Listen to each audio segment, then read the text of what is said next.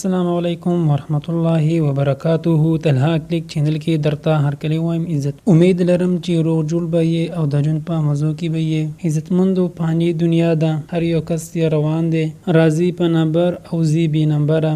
شیخ خلیفه بن زیاد هم د دنیا نه لاړو چې دا د دنیا مالداره ترین شخصیت کې شمارو. د 13 ارب ډالرو مالک و، هر یو شی د سونی و، کورتا یې د سونی و، ګاډه یې د سونی و. هغه هم د فاني دنیا نه لاړو، دا وخت چاته انتظار نه کوي. نو عزتمندو موږ ته پکار دي چې آخرت او قبر لا تیاری وکړو او جنت ته لاړ شو.